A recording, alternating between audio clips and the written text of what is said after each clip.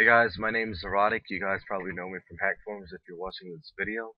But I'm going to be showing you guys how to make a custom user script that you can use on Hack Forums or any website really that you make it for. They're really fun to make, really easy to use, and they require minimal JavaScript knowledge, and really anyone can make it. It's really simple, and it really can improve your website experience. Alright, the first thing I'm going to do is I'm going to have to author the user script. And pretty much what this means is I pretty much give it some default information for it to work with, like the name of the script, the description, the namespace, the version, where it will take effect, like the websites where it won't take effect, etc. Now this is a generic little header I use for all of my scripts. It's really all I need. And I'm going to change the language to JavaScript so you can see it better. And it pretty much includes your basic information. It starts with this commented out user script, then this ends it. And first thing I do is add a name, HF script, and this script will remove ignored posts from view. So if you have users on your ignored list, instead of just showing the little bar where it says this post is blocked from view, it'll just completely remove it. HF script remove ignored post. Simple. Namespace. Now your namespace has to be unique because if you have a script with the namespace erotic slash QWERTY and then you try and install another script with the namespace erotic slash QWERTY, you're going to run into problems. Namely, the old script's going to be replaced with a new one. So make sure the namespace is unique to you. Like I really don't know anyone else who uses usernames erotic. They always have erotic slash and then what the script does. So for this I'll just put remove ignored post.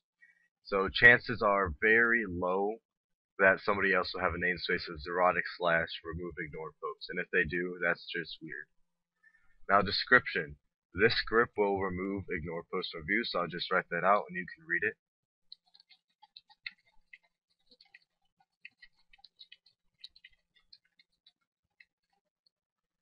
Alright, and include. This is the websites where it'll take effect. You notice I have two includes here for hack forums. One includes the www dot and one doesn't. This is mainly because with Firefox, a lot of the times it likes to append the www dot onto it. So I like to just cover them both right there. I could make it all into one line, but for simplicity, I'm just going to leave it like this for you guys. And the asterisk means anything after that, it doesn't matter what it is, it'll count it. So this will work on the index page, private messages, show thread, all that. And we don't really need that. We only need it to work on the show thread since that's where we see posts. So I can just put showthread.php in each one of those, and this will pretty much mean that every thread this script will run, nowhere else. Alright, the next thing we have to do is actually run the plugin. Now, we're going to need to get some background knowledge on what we have to do, because to be honest, where are we going to start? What do? We just look at it, okay, we remove the post, but how? Well, the best way to do that with JavaScript is to find the element that you want to remove in the source code and find some sort of identifier like an ID, a class name, anything like that. So I'm just going to go to my hack forums page here, thread open. It's just a random thread, heard about proceding twice. Doesn't seem really important at all. I'm just going to right click it, hit view page source, and I'm probably going to edit out a lot of the source since it includes some private information pertaining to my user. And I'll just use Vitani's mate as an example. I'll ignore him and block his post. So I'll search in the source Vitani's, and here he is. 1 out of 1 results. Perfect. Alright, we see his post like this. It's completely normal. Let me go to his hack forums page real quick and add to my ignore list. Then when I view the source and refresh, Vitani's mate name is gone. So the better refresh this, view page source. Now I'm going to be searching for this in the source code, so I'll just Control C. And here it is. This is what the ignored post looks like. And if you know a little bit about HTML, you should know that like how the comments work and where it ends. And if I look here, I can see, look, start post bit ignored and then end post bit ignored. So this is the area I need to remove. Now, how would I do that? I look for an identifier. The first element here is a table, and luckily enough it has an ID. And IDs in HTML should be completely unique and only one element can have it. So really I just need to find something with an ID that says ignored post. And you'll see how I do that later on. So I'm just going to copy this for now and get to work. And since the element I'm looking for is table, this is what I usually do to find tables. Var tables equals document, that pretty much just means the entire page, dot, get elements, plural, by tag name. Capitalization matters in this case.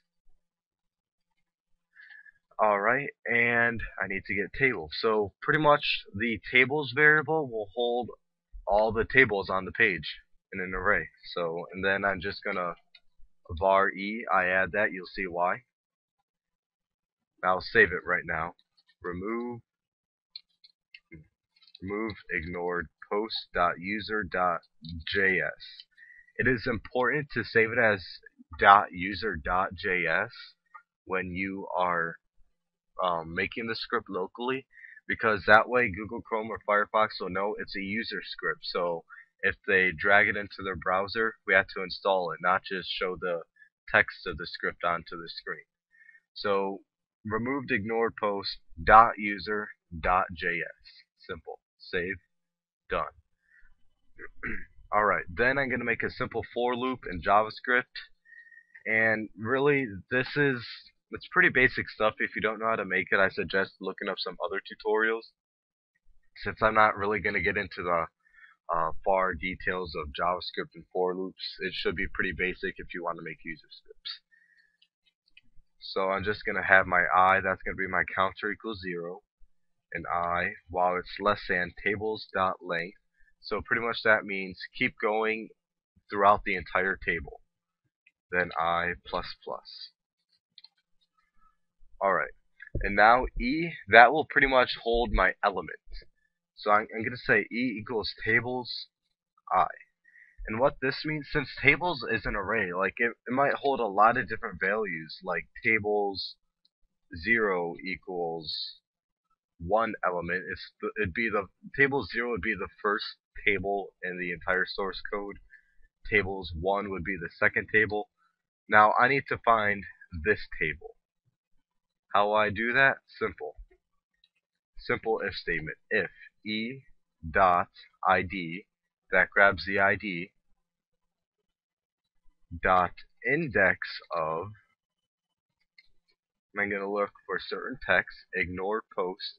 Since this is the post ID, it will never always be the same. So I'm just going to choose some static information that'll be the same. Dot index of does not equal -1. Then do this. Alright. Pretty much what this means is it grabs the table's ID. In this case, when it hits this table, it'll be ignore post underscore, then whatever the post number is, and it'll search for if it has ignore post. If ignore post does not equal -1, that means that it does include that. So if it does include ignored post, that means we're ignoring that post. We don't want to see it. So then we just have to work on the next part. And I already had this script written, so I know what I'm doing. I'm not just doing it off of the top of my head, since I did some research, found out what I had to do beforehand, but it really only took me about 2 minutes. It's a simple script. So to remove this element, it's a really simple JavaScript command, e.parentNode.remove child e. And remember, capitalization matters in this case, so remember that C and that N, make sure it's capitalized. What this does, it pretty much just removes the entire element that we're working with, which would be that table. And to test it out, I'm just going to refresh to show you guys that, yes, I'm still ignoring him and his poster's still there. And it's going a little slow, so I'll just wait. Alright guys, the page loaded and I have my folder where my user script is saved. Remember, it is important that it's saved .user.js. This is where it'll be important. But to install this script locally, it's really simple. All you do is take it from the folder, drag it into Chrome. Then down here, click continue, then click install, and it's installed. It's that simple. It's really can't get any easier than that. Now just refresh the page, scroll up and down. But Tiny's mate's post is completely gone. I don't see any trace of it. Now between posts, nowhere. Now I'm going to go to Tools, Extensions, and find it and remove it. Uninstall. Refresh again. SHF refresh. Look, his post is there. Perfect. So now we know that the script works perfect. All I need to do is write up a thread, upload it to userscripts.org. Boom, we're done. That's a really simple tutorial on how to make a very simple user script. I might get into more advanced methods for it later. But I hope you guys enjoyed this and hopefully can use it to create your own user scripts, release them on hack forums, make it something interesting. So have fun, guys. See you later.